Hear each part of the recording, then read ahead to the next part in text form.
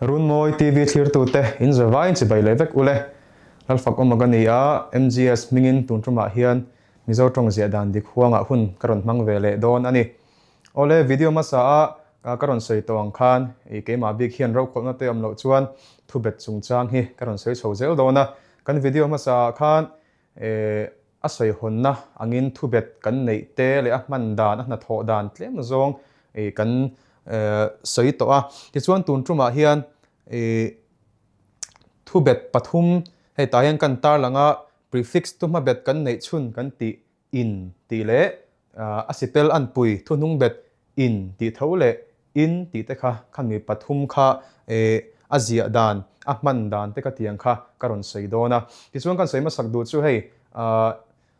masa in ti hian tlema technical da utlekin kan soyanga ti chuan a topa mol mang da utlekin a grammar a technical da utlek kan soi po a lo hre thiam lo te tan khan mol mang da utlek a hria thiam thei turin karon soi tel le bok don ani ole ti chuan hei heta hian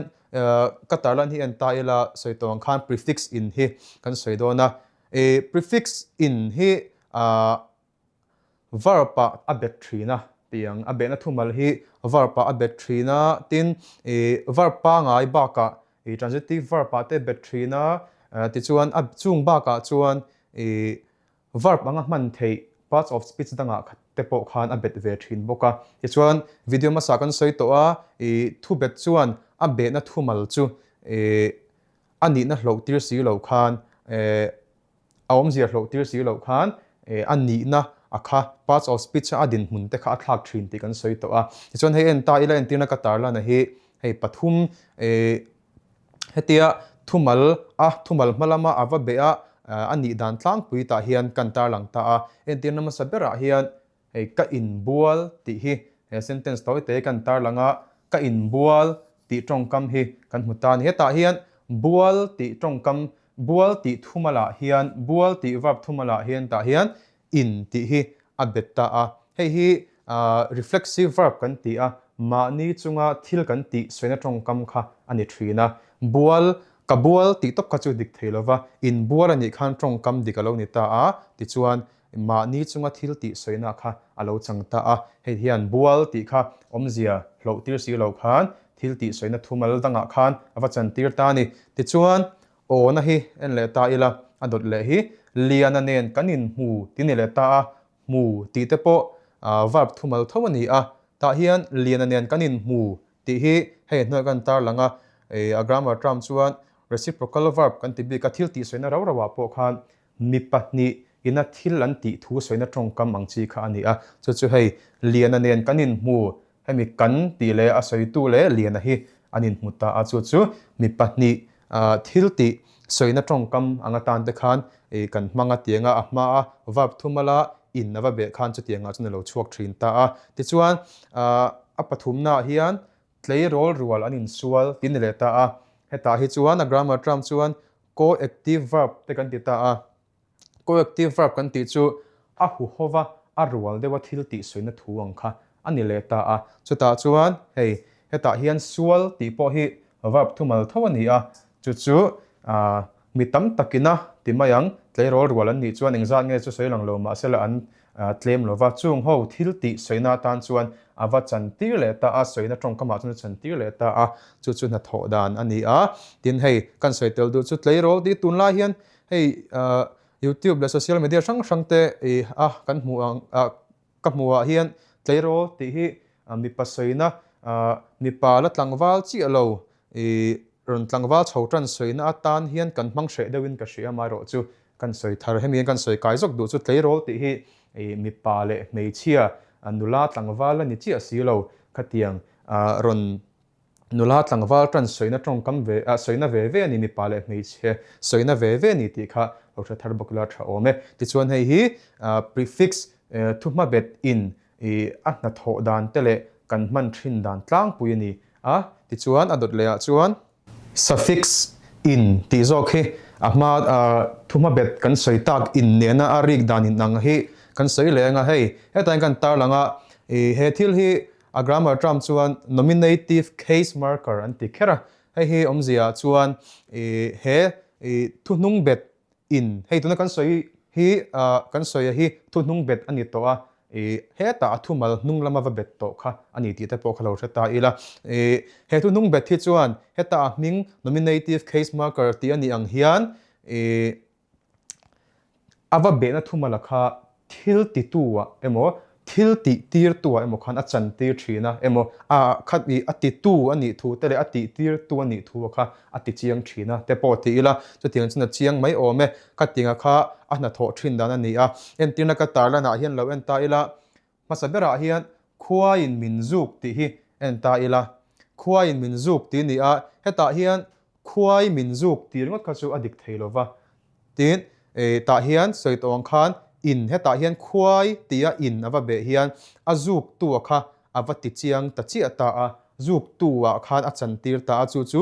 khuai tuin mo zuk kan ti chuan khuai ti ta kha kan lo hre thei ta a chu wan chuan khuai ti thumala naw na heta ava be hian thil ti tu kha avati chiang ta ni kha kha a na tho dana chu ni a ti chuan a dot le a hian sanga in thil min lei tir ti ni ta ni ta po hian thil ti tir tu chu tu mo thil lei tir tu chu tu mo kan ti chuan sanga hi ni ta ni ta hin nakena kan soi fianga sanga in ti hi makin lo ti mai theya nakena ka soi fianga ti chuan a dot hian nei george in min bia ti te ti han thil ti tu kha in ava be hian thil ti tu kha emo ti tir tu khan ava chan tir ta zel ta a ti chuan heng thumal ba ka hian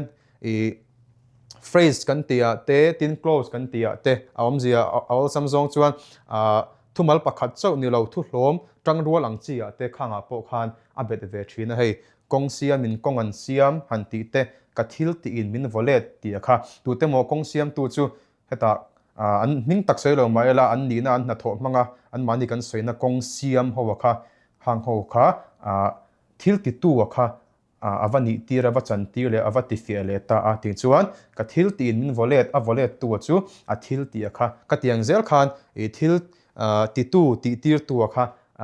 a chan tira ti chiang thina ni hemi thunung bet in hi chuan kha kha ana tho dan ani a ti chuan he lai ka soi ka kan soi fianga sanga in thil min lei tir ka ti hi makan lo ti mai thei mai ro chu hei hi Mizo Tawng kalphung pa ngai ni a tamjok chuan abikin thang thar pe chuan kan na thalo mai theya a chan chu hetianga hian tuman sanga in kan vati ngai lova sangan heta kwal khung chung ka dang hian khorop banna apostrophe mangin sangan thil min lei tir te kan ti mai thina ni atong kam amoi zok turin kha kha ani dan phung ani atin Mizo Tawnga gender suffix kan ti mi pa le mei chani na a le i a ti le i a be hian arem lo ve de bok thina ma se hei namdang tonga chuan george in min bia kan ti chuan arem le thup thova kha kha ania than ka thian tianga hian sangan min bia kan tian sanga chuan ti te ka tiang kha sanga khan tiang chi lam kai toy khai mon ti thina mai ro chu henga thil ti tu va soina ni chuan khan ti ni lovin thil a hoizong te ani nang kha tiang zong ni lovin thil ti tu soina ni chuan in ti zo ka hi alam puma kha ni ti khalo thata ila tin tun la chuan sap ninga po le i te kan bel rama khanga po george in min bia kan ti lo chuan george an min bia kan ti chuan george in min bia ti na kha ani le mai ta ni ole ti chuan hi tu nung bet in ti ana tho dan le ani dan chu ni le ta ti chuan dot le a chuan suffix in ti hi kan soi le anga soi tawng khan ma kan soi tak thuma bet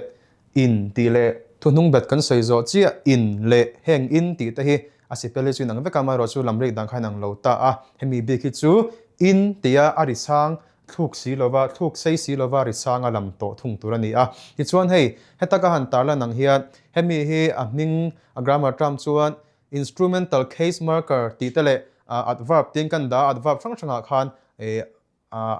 adverb function ang khan ava be na thumala kha a chan ti thin boka ti chuan heta ahming ang hian entina de kan tar lang ta instrumental case marker kan ti chuan thil ti na man ruwa vati chiang tu a khan a be na thumala kha a chan ti thin ta a heta entina ka tar la nang hian fianin cho ka te ti ta ila hei tun la chuan kan nula ho phei chuan kut hian bar mang to lova enge morwai theni khuwa te poni se fian hi an lam chung to mai thina chuwan chun entina atan kan hmanga fianin cho ka ka ti hian engin mo cho ka ka ti chuan fian hi ni ta ni fian cho ka adik theilova in ti hian athil eina man ruwa khana vati chianga tongkam avati kim tabok ta a fianin choka ei ti kha alo ni ta ni ti chuan thumal kherlawa po tiang hena dot le chian miang hian chem hriam da win huan ka sam ti te ani le ta a engin mo huan ka sia engin mo huan ka sam ka ti chuan chem hriam da win huan ka sam chem hriam da kha huan sam na ta na ka man ani a in ti hian a man ruwa athil sam na man ruwa kha avachan avati fia le ta ni ti chuan kha thil ti na man ruwa avachan tir dana chu ni a ti chuan heta hian a pathum na hian keima in ka thu mai ti kan hmule ta en tir na hi heta hi chuan thil ti na man ruwa lam ni to lovin adverb thil ti soi fiana khan ava chan tir le ta a specifying the verb te pon ti a hei keima in ti hi keima ti zong ate hi ka thu mai atita thil ti soi na thu ni a he tong kama hi a thut dana kha keima ti hian avati fe le ta ning tin nge ti fe kan ti chuan ama in mal takin a thu ani mal taka a thut thu vati fia tu tan kha in ti hian keima ti a in ti hi keima ti ava be hian a thut dan va soi fia tu a khan ava tang le ta adverb pa ava chan tir le ta ni ti chuan a entina nung bera hian sikul atangin ka ho chia ka ti hian heta hi chuan adverb of place a chan tir le ta a sikul atang ti chin hi in hian adverb of place a chan tira khoi a ho tran na a ho na a chhuak na tiang o sikul hemi in lampana a chhuak na hmun chu sikul khani ta ni heta hian sikul atangin ka ho chia khoi atangin moi ho kan ti chuan sikul atang ti chau kha dik thelo sikul atangin ti turan ta ni kha thunung bet in ti na ana tho dan chu ni a soi to ang khan man ruwa thil ti na man ruwa vati chiang tu vani tir tu vachan tir tu te ni a tin thil ti ani dan va soi fia tu te po kha ani ve thin boka tin tan kan soi bel jok du chu sikul atangin ti hi ni ta ni hei tun la ya hian atang ti chau hi kan mang na sa em maya hei hi kan hriat tur chu post position atang ti post position ani a atang ti hi hian ken tel nei ve thin chu in ti hi belo chuan atang chuan atang khan tiang chi kha tiang kha akeng tel thina khang kha a om lo ani chuan in ti hi atel nge thin tur ani sikul atang ka ho chi tiang chi tongkam dik lo ani ti te po kha lo hretel la ila a tho ome ola ti chuan ti khan khang pathum thu bet pathum thuma bet in ti le thu nung bet in ti te kha technical de ulakin thumala zi azom ani hun tur te kan soi kan hriat thei dan tur te kan soi ta ati chuan atira ka soi to ang khan khatiang tlema technical de ka kan soi lo hre fia lo hre thiam chi lo man chi lo te a om ve theya chung ho tan chuan zia azom hun tur thumala zia azom hun tur le zia ran hun tur mol mang dewa kan hriat thei dan tur kan soi le anga amai ro chu mol mang dewa ka soi dan tur hi chu azia ran hun zok kha ka soi don ani hei soi tong kha tuna kan soi ho kha en in ti ni a khang kha thumala zia azom tur thumal ne na zia azom tur ani a amai ro chu en in ti tho kha zia ran thei thumal pa ngai kha kan nei ve Mizo Tawng hian kan nei ve nual thowa khatiang howa kha azia ran hun tur le thumala zia azom tur howa kha kan hriat ve angai ta ti chuan azia ran tur hi chu englai po zia ran thin tur thumal dang nen zia azom ngai lo tur hi chu pathum chawa om thunga chung chu kan chin chia phot chuan adang chu thu bet ani ti kha kan thra thei don ani ama sabera chuan house sub tronga house kan ti in kan ti hi ani a alam rek dan po adanga ai nang dek lova tin in kan soina drink kan ti kha in ti kha ani le bok ta a chuan ming ayo ata na kan man pronoun kan ti in ti hi second personal pronoun hi om ve le bok ta a hemi pathum hi kan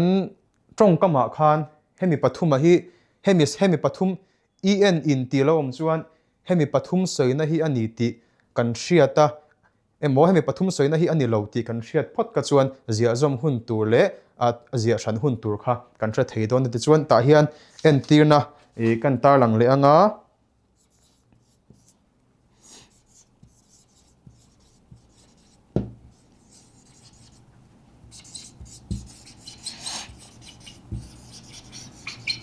ta hian hei en ta ila kan in chu anuam lu tuk tin ta ni heta hian en in ti kha lom ve ta amai ro chu I tong kama kha a tong kama ka han ngai tua chiang ta la kan in chu anuam lu tuk iti chuan heta in hi chu house choina ti kha chu mi pa ngai chon kan hre nga langa ani chuan kan ti emo chu nen hian zia zom lo tur heti hian zia hran tur ani ti kha I hre thei nga zon ani ti chuan a dot le a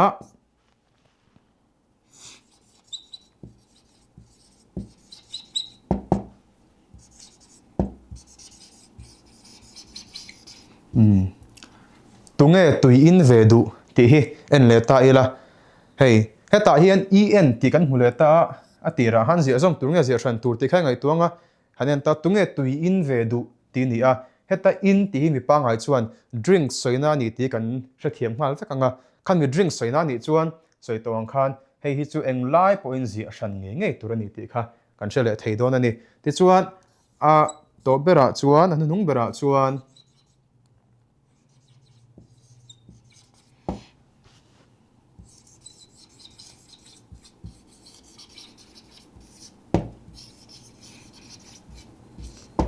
tunge in bulading kha tin le ta heta po hian tunge in bulading kha heta en ti hi heta ding I o atana soina ta na kan manani ti kha kan hria ta kan va chhut thiam chuan zia hran turani ti kha kan hrele theidon ta a soi tawang khan hemi pathum te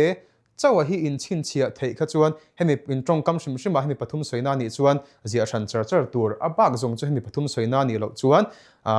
thumal a hmalama emo hnunglama zia zom zel turani ti te kha in hre thei don ani ole ti khan tun tumatan chuan kan du to kanga heng pathum